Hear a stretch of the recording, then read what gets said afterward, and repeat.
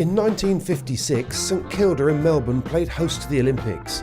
Back then there were 5 classes and 28 nations taking part, and after 7 days of racing in December, Sweden and Denmark dominated the podium, taking 3 of the 5 gold medals. 60 years later, plenty has changed since the Games were last in town, as the Sailing World Cup finals get underway. There are now 10 Olympic classes, plus a new class, open kiteboarding. And there's prize money too, a total of $200,000 across the fleets. There are 460 boats and 800 competitors representing more than 35 nations. For some, Melbourne was solely about World Cup success. For others, a first step towards the Tokyo Games in 2020.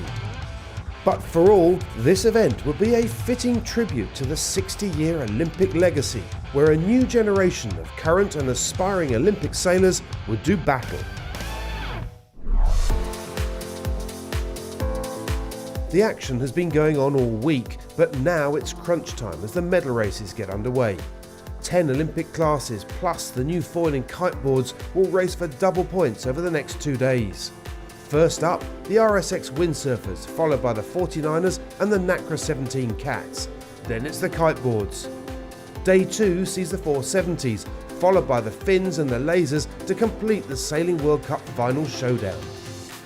But while Melbourne has been a big draw for some big names, there were plenty of other reasons for taking part.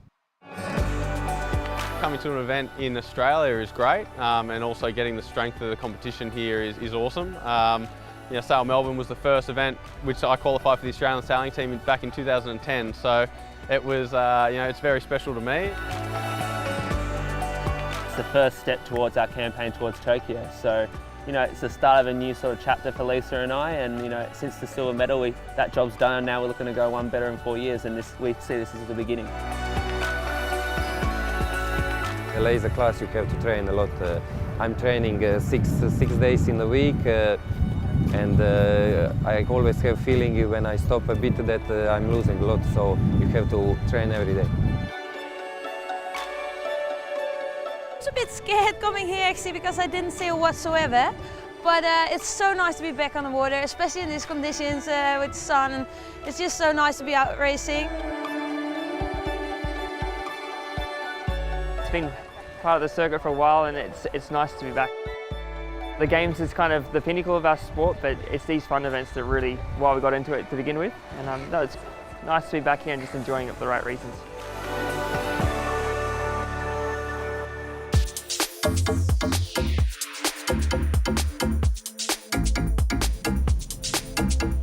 Racing has been tight all week in the women's RSX fleet.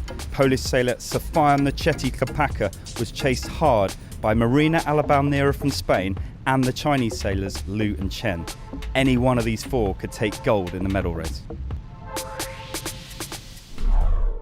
So medal race, RSX women coming in. Can Klepacka hold down the rest of the pack? And they're firing off the line. Klepacka in Poland, number 8. She's at the bottom of the line. Great start. Oh, we have an individual recall, so that means one of the boats jumped the start. Spain fine, which is Marino in silver medal position. Klepacka and Chen, they're the 2 right at the top of the leaderboard, and that's the battle for first here in Melbourne.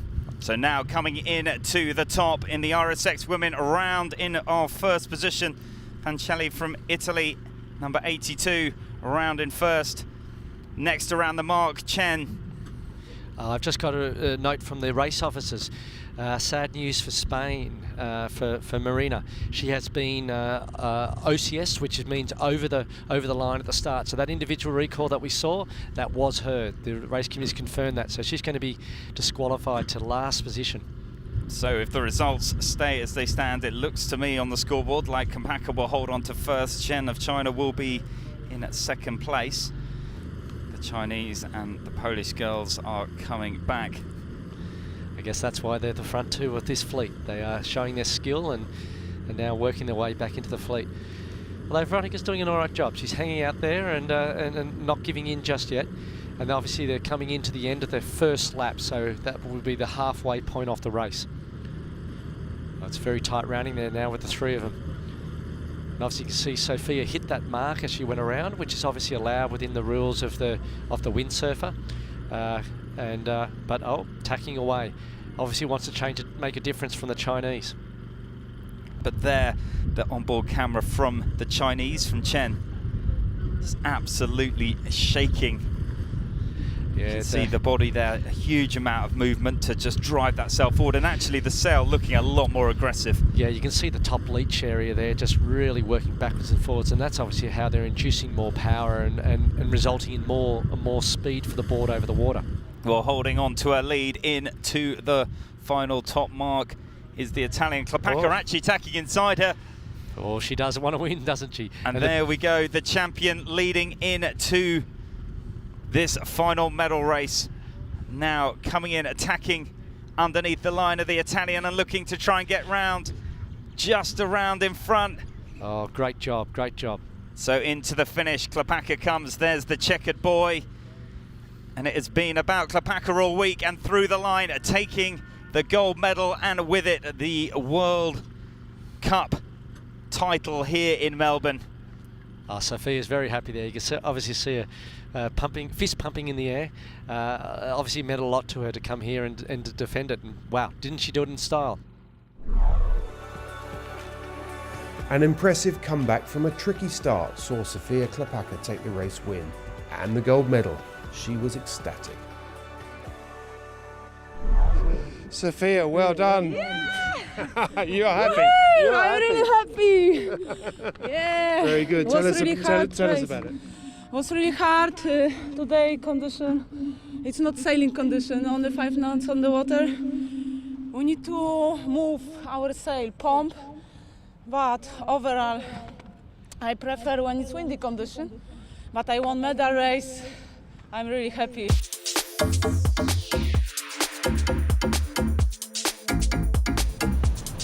In the men's class, Dutch sailor Kieran Badlow has dominated proceedings, but the battle behind him has been intense, with 4 sailors fighting for the podium.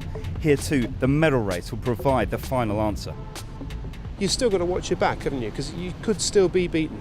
Yeah, for sure. There's a couple of guys that are close behind me. If it all goes wrong, I could even end up 5th. So yeah, I do need to be careful and do need to be sharp and on it today. And not too cold, because you were telling me you didn't actually bring any wetsuits here. Yeah, I was coming to Australia thinking it was going to be warm, but yeah, I did make a bit of a mistake there. There's some nice wind coming through, but it's cold as well. Coming in at the bottom in the RSX men, Kieran Bound at the bottom. The Spanish sailor, number 7, just above him. Tom Squires at the top of the line with a great start, but a little bunched in at the pin. It's been a disastrous start for Kieran. He was leading the medal race in, but he is absolutely chicken winged up on the pin. That wasn't part of the plan. Well, they're bad news for Tom Squires. Coming into this in 3rd place, he was actually OCS. So, wowee, the top 2 teams have had an absolute shocker off the start line. That right-hand side of the racetrack is where the current gain line is sitting. Kieran Badlow has gone, well, a chunk that way, not quite as far as some of the competitors. Badlow coming through, there's Tom Squires there with a little bit of a tumble into the water. He was over the line at the start, but just not quite getting his tack right. You don't see that very much. The Swiss sailor rounding in first, Sands lands, and Badlow there having to do an extra little couple of tacks. He was caught up at the start, but round he goes at the top in 2nd place, but clearly leading overall. And a great comeback on the first beat for the Dutch sailor. Obviously, this unlimited pumping that the boards have is these guys are super athletes. They're amazing, and I know the training that they go through to train themselves at a really high heart rate and physically is impressive. So as they round the first bottom mark, Sands lands in 1, and Kieran Badlow there just rounding, making no mistake, into 2nd. Then it is China 16 for 3rd. They are allowed to touch the marks. Lou there, China 6, is coming through the fleet like he's got another gear. He's amazing. He's flying. So through the line, Lou from China taking first, Kieran Badlow from 2nd. He will have done enough in this medal race, holding on to the championship lead. And then we'll be waiting to see where Tomizawa comes over the line to see whether he can get that third spot on the podium. So Kieran Badlow finally secured the gold that had looked like his all along. Meanwhile, Ivan Lafouette took silver and Makoto Tomizawa did indeed take bronze. Didn't really capitalize on the start, but yeah, managed to sail my way back to the front, which was nice. Yeah, and get away with the win, so that was awesome. How tricky was it? Because it's light conditions out there. It's not easy, is it? Oh, it's definitely not. It's light and it's shifting a lot, so we have to work pretty hard to get up to speed and then also stay sharp and sail all the right shifts. So it's definitely a hard game, this one. A close battle in the men's 49er saw the top 5 teams rarely more than a few points apart. Kiwi sailors Isaac McCarty and William Mackenzie have been dominating with a rush of wins until they broke their mast on the penultimate day. This left William and Sam Phillips at the top, but only by 1 point over Spanish sailors Diego Botin and Largo Lopez Mara. Been really close, especially because we had the windy conditions earlier in the week, which meant that we couldn't race. So we've only had the 7 races so far, which meant that there hasn't been an opportunity to develop a big points gap just at this stage. So it's all to play for today in the medal race. In the men's 49er class, there was promise of a tight battle among the top 5, but it turned out to be a much easier win than expected for Bernstein and Hussle. Coming up to the finish line, this will see them take the prize here and be crowned champions here of the Sailing World Cup in Melbourne.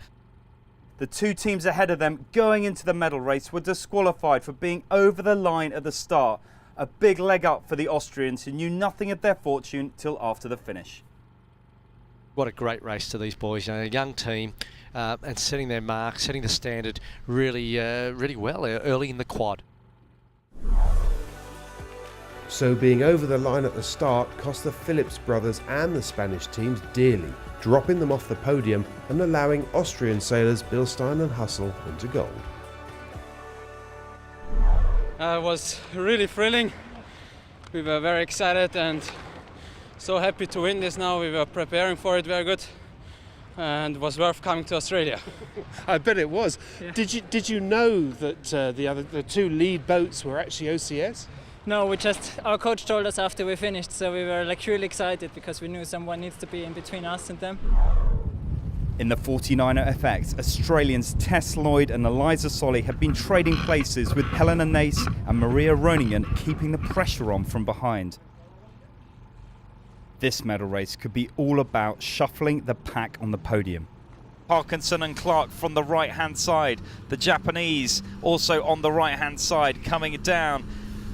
Absolutely nip and tuck. The Japanese right on the air of the Australians. It's all about to happen. Lloyd and Solly coming in on the bottom mark. The Japanese and Parkinson continuing on. I think they've gone through a jibe as well, and Lloyd and Solly over the top. Can they get this jibe in and get down to the bottom gate? Can they close off the angles? So here we go, down into the bottom. Lloyd and Solly through the turn, pointing at the bottom gate. Will Parkinson and Clark be able to get inside them? No. I don't think they will. Lloyd and Solly coming back on the final run. They were gold medalists coming into this race, and they have now rounded this final mark in first place, passing 2 boats on the downwind, picking up that extra pressure. And now they lead this race in all respects, back across towards the finish.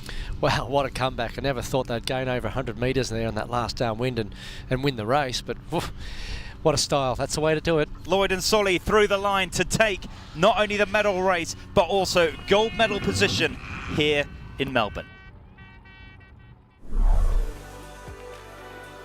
There was clearly no stopping Australians Tess Lloyd and Eliza Solly winning the medal race and taking gold. Helena Nays and Marie Roningen took silver.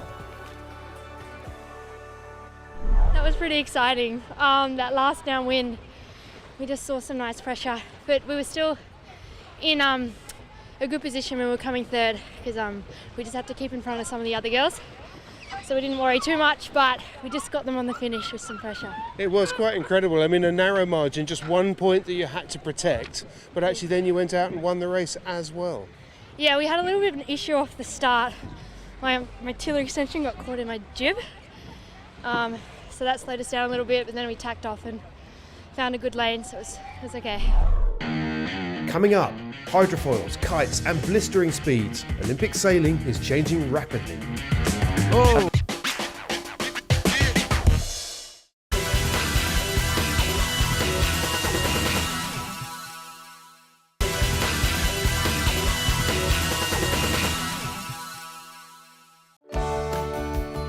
The future for Olympic sailing is all about flight.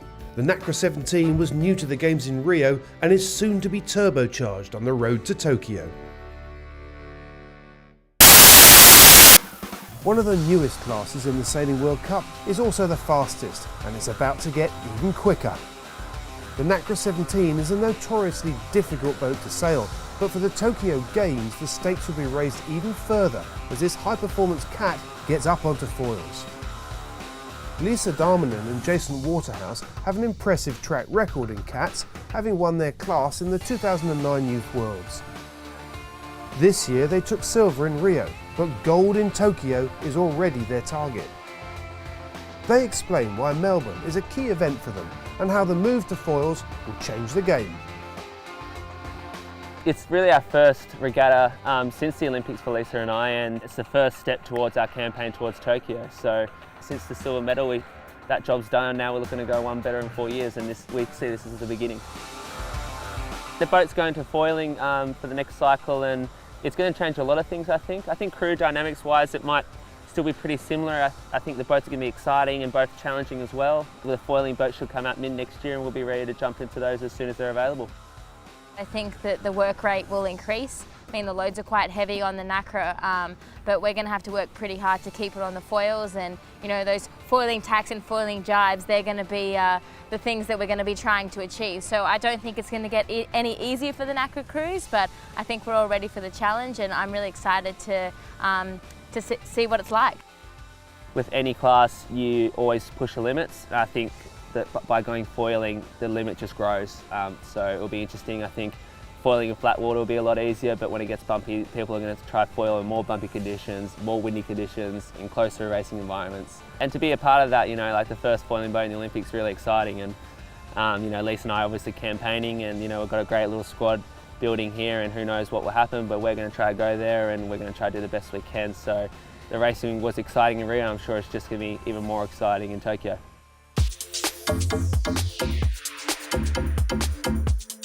2016 Olympic silver medalists Jason Waterhouse and Lisa Darmanin stamped their authority on the NACRA fleet, winning the first 5 races in a row.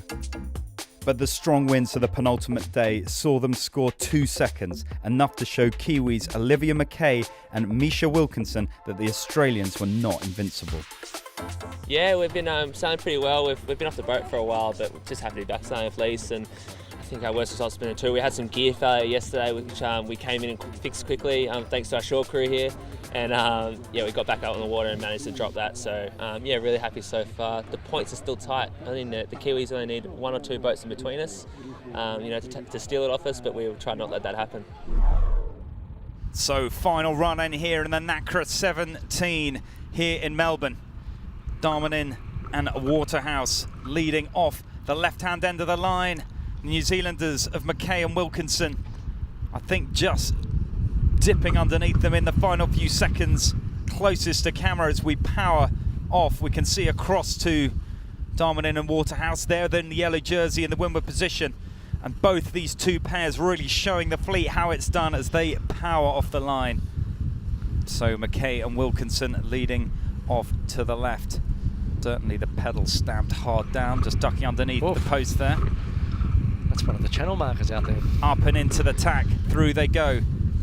McKay and Wilkinson coming out the tack, great turn from the New Zealand boat. The Australia is tacked underneath. You can see the real dogfight there between the 2 of them, can't you? There's not a lot in it. It looks like the Australians might be edging back there, just a little bit more speed. Waterhouse and Darmanin around the top into the first place, leading this regatta overall into the medal race, and leading it around the first mark from McKay and Wilkinson from New Zealand.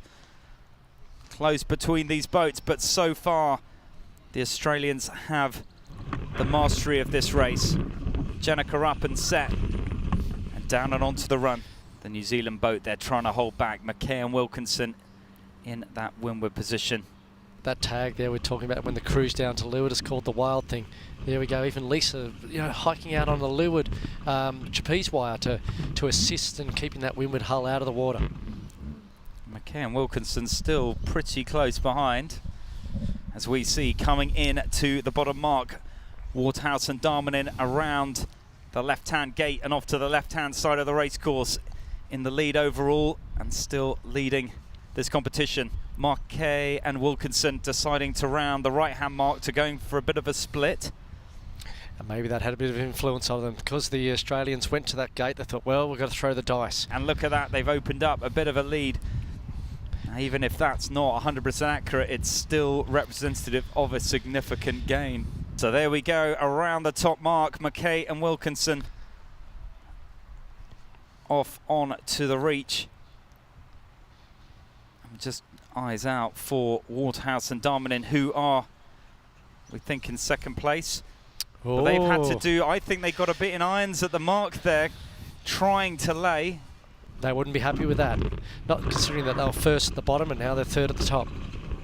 And we have seen quite how shifty it is, and there, look at that, the angle there from Wilkinson and McKay in the lighter patch on this left-hand side, and we just saw Waterhouse and Darmanin screeching past, and I wonder, we saw that jibe into the lighter conditions. We thought maybe they were losing their heads, but they weren't. What they had seen was some extra pressure. Wow. Something which really defines why they are out there on the water and we're here in the commentary booth. So through the jibe, Waterhouse and Darmanin back in control, back in front through the jibe, pointing at, I would imagine, the bottom gate. Yeah, spot on. The graphics is proving it as well. Now we know this boat into 2017 is going to get up on foils, so this perhaps one of the last regattas we'll see with those hulls in the water soon.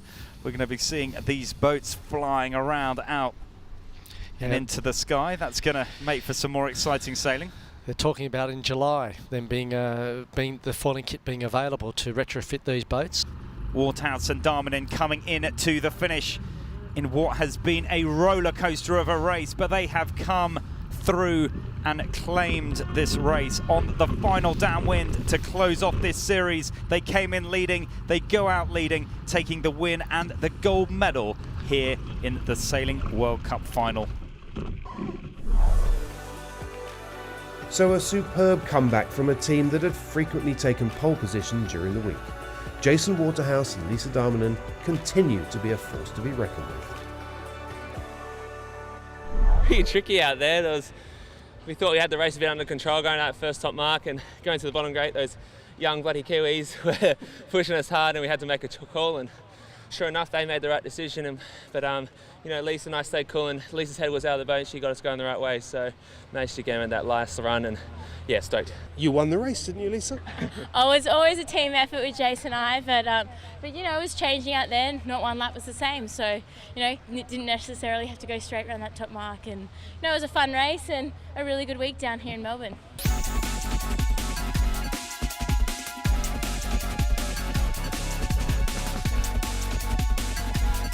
Kiteboarding is new to the Sailing World Cup, but for one team, it's been a family affair for a while. As a family, it's fantastic because I've got Oliver, our older son, and Guy, our middle son, and it's his first world sailing event. He's never been to anything like this. And here we are halfway around the world. And I've got, at the moment, after day one, Ollie in first and Guy in second, so it's pretty cool.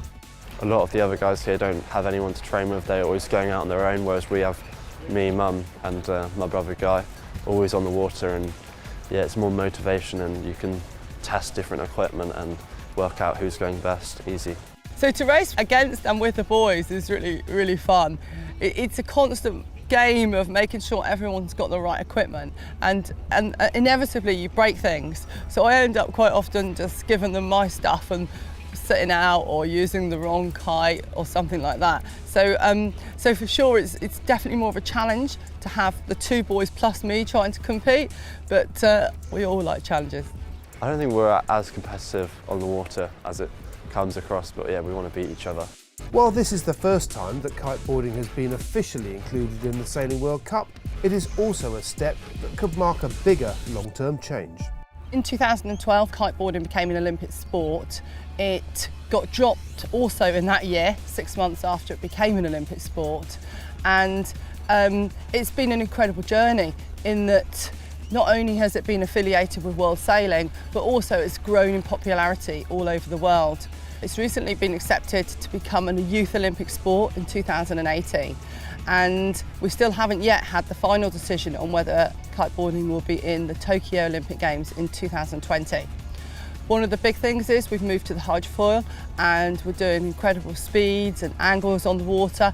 This World Sailing event in Melbourne is huge for the sport because we've got the next 2 months of the final decision being made in becoming an Olympic sport. So this was really important that kiteboarding was represented here in Melbourne.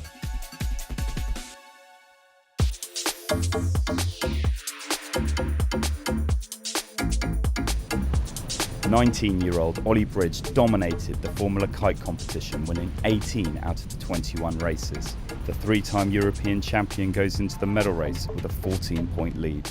But the real battle looks likely to be for silver and bronze, with his younger brother Guy leading the charge in second place, with Spaniard Florin Trittle in third.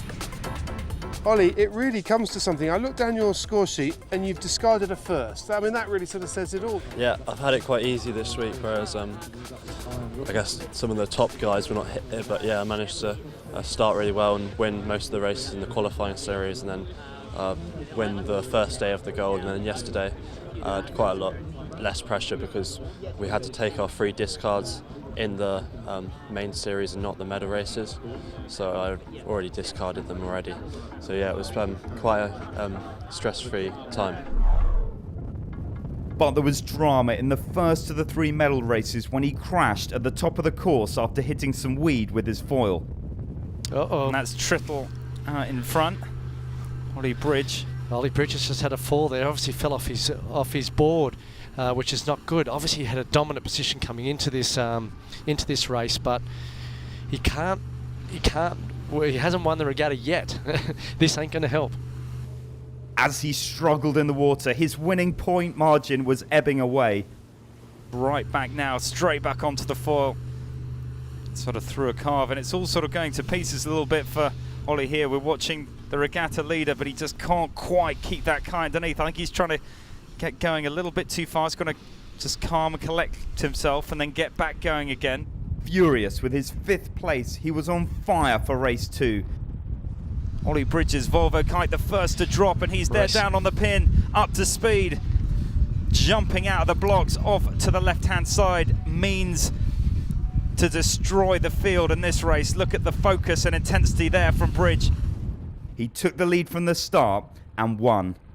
So Bridge through, found an answer from that last race, comes through the line in match 2 of this 3-race series here in the medal race elimination. So Bridge again down towards the left-hand end of the line. Final 4 seconds to go. The big cloud of kites starting to drop down to try and build the speed, and off they go. Very congested middle of the line this time. You can see Bridge there in the yellow is the first. Bib number 11 tacks off to the right-hand side, out in front. And Bridge around in first place. And he is going to take this for Great Britain. Team Gbree claim the foiling kite regatta here at the Sailing World Cup finals here in Melbourne. A dominant performance from Ollie Bridge, but a crushing blow for his brother Guy, who dropped from silver to bronze. Tell us a little bit about that first race. That was a shocker. Yeah, so I was doing good upwind, not the best, but good. And then I caught something when I was going around the second windward mark and just hit the deck, and something was stuck on my foil and I couldn't get started again. So yeah, it was quite annoying, but I caught up a couple of places, and then in the last 2 just managed to get away and sail my own race in the front. Coming up, more exciting action from day 2 of the medal races here in Melbourne.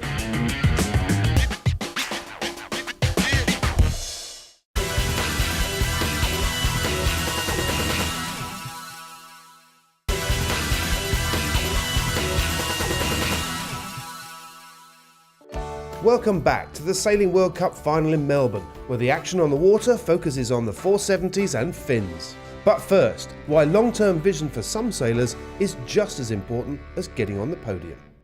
Tokyo. 2020 Yeah. Road to Tokyo. Target Tokyo. 2020 Tokyo 2020 Tokyo. 2020 Yeah. Getting on the podium was the focus in Melbourne, but some were looking much further ahead, Tokyo 2020, and one class is already on track. It's huge, to have the games in Tokyo for the Japanese. Obviously, it's an amazing experience for those athletes, and to really feel the vibe and the spirit, of their sailors, and particularly the 470 class. We've been working with the Japanese team for the last 4 years, and they really helped in our preparation come into Rio. And last week they had 80 boats for their national championships in 470. They've got almost 350 registered 470 sailors. Our sailmaker is Japanese and North Sail's Japan, and what a fantastic opportunity. This event is the final, but just the beginning for our team. So we just start a relationship with each other, in the team, also with other countries. This is the goal for this regatta. They're really on the verge of doing something extraordinary. They've got a fantastic program, they've got a lot of financial support, they've got some amazing athletes. We aim to Tokyo Olympic, and this regatta is very good, nice condition and good weather. We aim to every day improve the technique and everything. 470 is very high level, and we need to train. The sailors are getting more and more professional. They're looking towards Tokyo. They're planning their campaign from a 4-year perspective, and they're training hard, and that's the way it should be.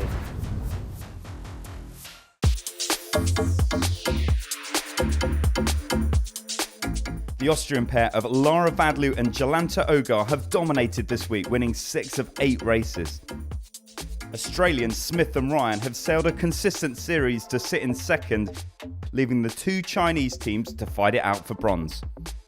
After yesterday, when we had 2 races really light wind, I'm looking forward to sail today because it seems like it's nice breeze and will be for sure Oscar flags and pumping. Will be nice action. Into the final moments here in the women's 470 medal race. Boats getting under starters orders. Australians on the pin. The Australians up at the right-hand end, and we are firing off the line. Great start from China 217.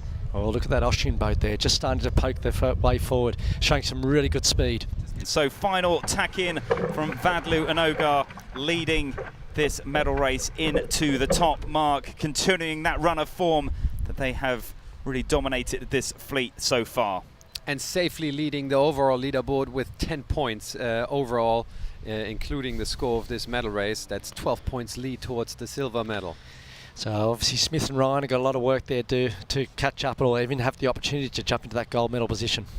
And it is the Austrian pair of Vadlu and Ogar that approach the line to close out this 470 women's medal race and take the Sailing World Cup final championship title here in Melbourne, Australia. Confirming their dominant performance throughout the week, Austrians Lara Vadlau and Jolanta Ogar won the medal race and the series to take gold. You won again, but it didn't look like it was easy. You were pushed from behind by the Australians, weren't you? Yeah, they're always coming close and make it exciting at the end, but this is how we love it. But at the end, we could always manage to have the nose like this ahead of them, and we are happy, and it was really nice event. How big a win is this for you? It's for me and for us, I think it's perfect to end of the year like that with the winning World Cup final in Melbourne, and I think we can go home for Christmas, chill a little, and think what next.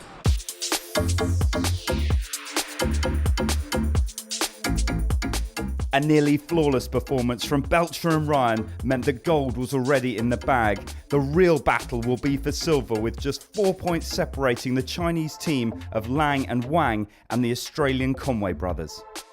Yeah, some really close fought battles, and some of the races have only been won by metres. So we're very lucky to be in this position, and I think having already won the event, it's a great way to enjoy today and just go out and enjoy the atmosphere down here. Final 5 seconds in the men's 470 gold medal race. Up at the top, the Conway brothers claiming the starboard end of the line. We have seen one boat at least over the line with the recall flag, and already Australia 9 diving back to try and claim that spot. Belcher and Ryan, the lead pair, coming into this medal race, tacking on to the final lay line and up to the top mark. Takayama tight to the Australian pair in 2. Round we go at the top and on to the downwind. Absolutely neck and neck. It's a bit of a park up at the mark.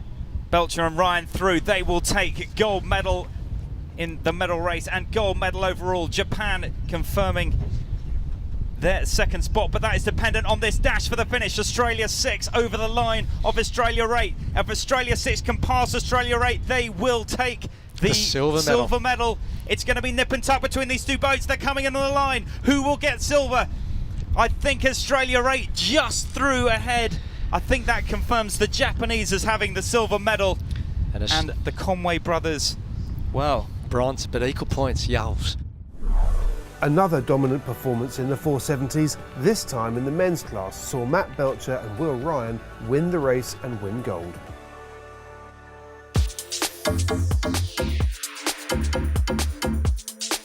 Jake Lilly put in a consistent performance to top the leaderboard with a buffer of 10 points. With just 3 points separating Ed Wright and Caleb Payne in second and third, there's plenty to sail for in the deciding medal race, a familiar setup in this heavyweight class. We've had a wide variety of conditions and some really tight racing, so for me it's been fantastic to get back in the fin. So to win the final would be really big, and that's what I'm focused on today, and that's what we'll try and achieve. So final seconds in the men's fin class. 3 Australian boats packing down on the pin. You can see the Dutch team firing off the line up at the top. Ed Wright from Great Britain just slipping back off that front row down towards the pin. This heavyweight class fires up the first section of the beat. A much more strategic race here. You can see everybody in this game of sailing chess out on the water just looking to position themselves to sort of manage their risk, manage their position. And there, Jake Lilly actually showing what that gold jersey is all about, sliding around in the final moments of that upwind to take the first spot. Rob McMillan round in 2. Jake Lilly, he is around the bottom mark and coming up to the finish. This will confirm his gold medal position in this Finn fleet. Under control, cool, calm and collected, and absolutely annihilating the competition into this finish. Great performance, and he knows it. Through the line to take the gold medal. Now can Wright get out from underneath this pack of boats? It's going to be absolutely neck and neck between these two coming into the finish. Heine in the windward position. Ed Wright, everyone looking for every inch of performance as we come up to the finish line. It is neck and neck between these two. Silver and bronze hang in the balance as the Finns pile across the line. I think Wright just took second place. It's going to be close. We're going to have to go to the official scoreboard. And what that also does for Caleb Payne, because Wright got in front of Nicholas Heine, it's going to help him on the overall scorecard. So you can see Nicholas Heine there, his hand on top of his head. He knows missing that place cost him a medal. He may have held a narrow lead going into the medal race, but Jake Lilly held his nerve to take the race win and the gold medal. Ed Wright took silver and Caleb Payne took bronze. I had a plan with my coach, and this has been sailing really well this week, so happy to get the win. I know before you went out you were saying that it was really important to win here. Yeah, I mean, it's the start of the next Olympic cycle, and we're here to prove that we're number one, and we want to be number one for the next 4 years. And this is the start of that.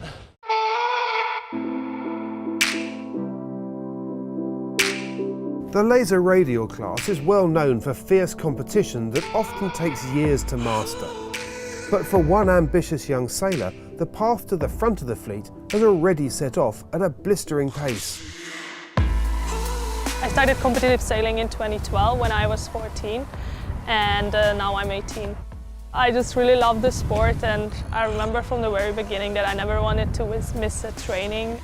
I had a really amazing year last year, because in the youth fleet I won the Europeans and the World, so I was already thrilled, and when I qualified to the Olympics I just couldn't believe it. We have the Olympic bronze medalist and the gold medalist in the fleet, so it's quite competitive. It's so nice to be back on the water, especially in these conditions with the sun, and it's just so nice to be out racing. With the Worlds next year in my home country, that will be great, and yeah, then I'll just go to Tokyo and hopefully get another gold medal. You live so intense, especially in Rio. You spend so much time there, so I think I definitely need to get a break a little bit. But yeah, I think the class, you know, is very competitive. So you can't take too much of a break because you still want to be, you know, at the top spot. Racing with Marit is always really good, and I can learn a lot from her. And in the race yesterday when I won, we were pretty close on the second upwind, and she tagged next to me, and I really wanted to beat her, and I think I never hiked that hard in my life. It is always great to beat the Olympic champion. I also won a race at the Olympics, which was amazing. And yeah, it just makes me want it more, and I want to repeat it, so it gives me extra motivation.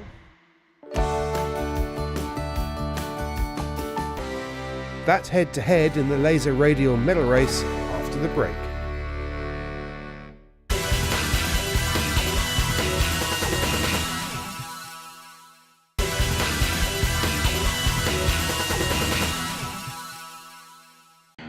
Perfect conditions here in St Kilda, host of the Sailing World Cup Finals. Time now for the world's most popular sailboat, the laser classes, to hit the racecourse. Rio gold medalist Marit Baumeister continued her Olympic success, sitting comfortably at the top of the leaderboard after winning 5 of the races.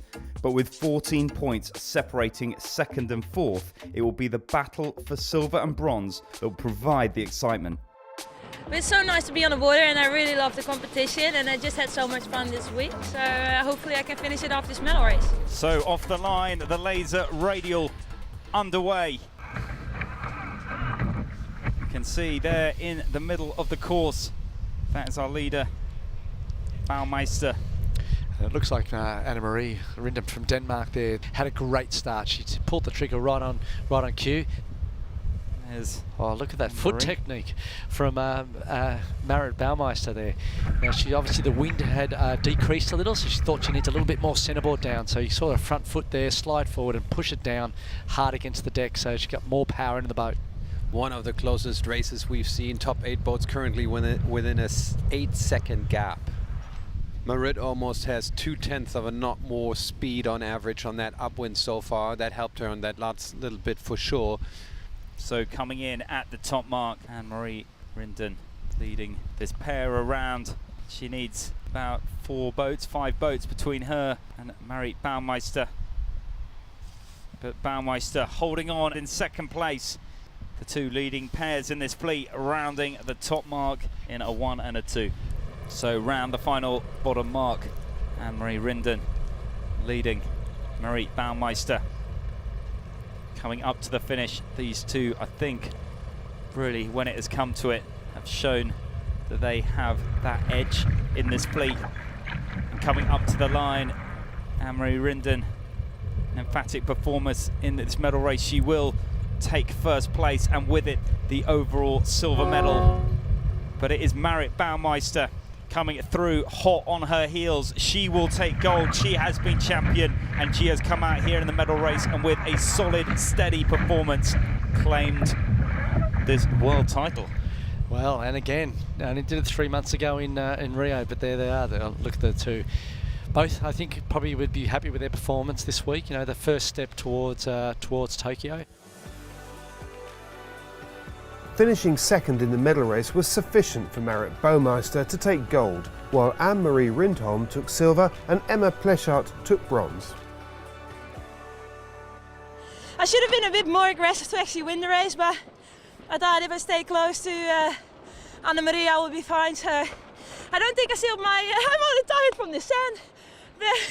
I don't think I sailed my quickest race ever, but I'm just happy, you know, to be here, to win... to you know, finish the year off with the win. That's great. Tom Burton left Rio with gold and arrived in Melbourne 4 months later to face 2 of his closest rivals. One had challenged him for a place at the Games, The other had threatened to stop him taking the top spot when he got there. Now all three want to take gold next time around, and while that challenge is 4 years away, the battle began right here and right now. But Burton was playing it cool. I've been pretty laid back since the Olympics, and you know, in your mind you kind of always think that you're going to have it, but it's good to, you know, see here that I'm on the pace in some regards, but I'm definitely off the pace in some other aspects. It shows me really what I'm going to have to, you know, put some effort into to stay on the top step. I think that always, every day, you are learning something new, especially when you lose gold on Olympics. So for sure that now for the next time, I will think differently to compete again with the Tom and other guys. It's for me every regatta it's like finals of Olympics. So I'm trying to do my best always, and I will try to keep like that for the next 4 years.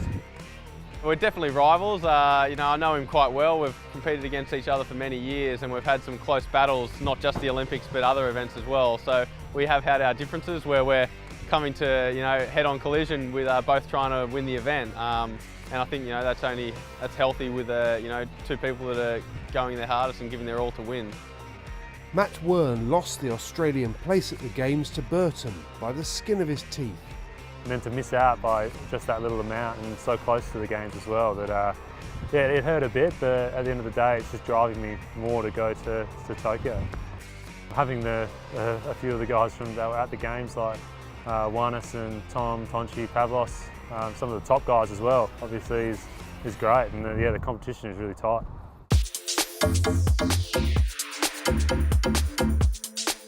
Having lost out on a place at the 2016 Games to Tom Burton, fellow Australian Matt Wern is keen to make sure he gets to Tokyo. He started well, and the strong winds midweek seemed to suit him as he drew out a narrow lead over Pavlos Kontidis. This would surely be the main focus of the laser medal race. Pavlos beats me by 1 place and he gets me on count back with the medal race system. So yeah, really it's kind of good in a way. They can just go out and race and try to win the race and yeah, hopefully beat Pavlos. But yeah, it's exciting. Final few seconds. Great Britain and Italian in this medal race laser here in Melbourne. The boat's firing off the line. Kontidis up at the windward end. Absolutely nothing to pick between this pack of boats as the feeding frenzy of this laser race unfolds. Looking at the analytics, it looks like Tom Burton has won this start. He came out clean, he came out slightly ahead, squeezing off the boat behind. Yeah, there's Tom Burton, he's almost at the back. So on our two battles, Stepanovic has the advantage over Burton, and it looks like Kontidis has the advantage over Wern. So there are two duels on the race course. So both Australians seem to be struggling at home at the moment. And there you go, see Pavlos there on your left-hand side of the screen. I'm guessing that might be Matthew Wern that he's taken total control on. He's tacked on top of him, trying to keep a cover and saying, well, you got to do something amazing to get past me to take this gold medal. Michael Kennedy tacking in. I think he's going to be first around. And we have New Zealander Andrew Mackenzie coming in, and then behind him Pavlos Kontidis. But at the moment Matthew Wern has left it all to do, and perhaps succumbing to the greater experience of Kontidis, who is currently winning that battle for the gold and silver medal. Wow, a real little duel between these three, isn't it? These guys proving the masters of the waves and the conditions here in Melbourne at the moment, leading this laser run to the bottom. They are coming down and through. Kontidis looks like he's going to own this left-hand mark and possibly take the lead over the pair, picking the best of the mark, rounding almost simultaneously. Wow, what a great job there from Pavlos Kontidis. To think that he was in third position and then suddenly got past one of the Australians and then got to the other gate and rounded first. So there, that's the first. Second, Mitchell Kennedy rounding in third. And Matthew Wern has managed to find his way back up into, I think that's 5th place. So round the top, Pavlos Kontidis opens up the clock on the fleet, turning down onto the final run. He is in control, in the medal winning position and in the lead.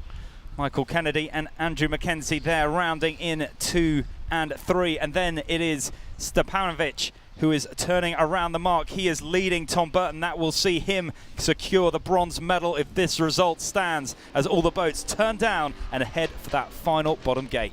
And we had two battles out on the racecourse. Pavlo Kontitas is managing to win out over Tom Burton, and Stevanovic is also up into that bronze position.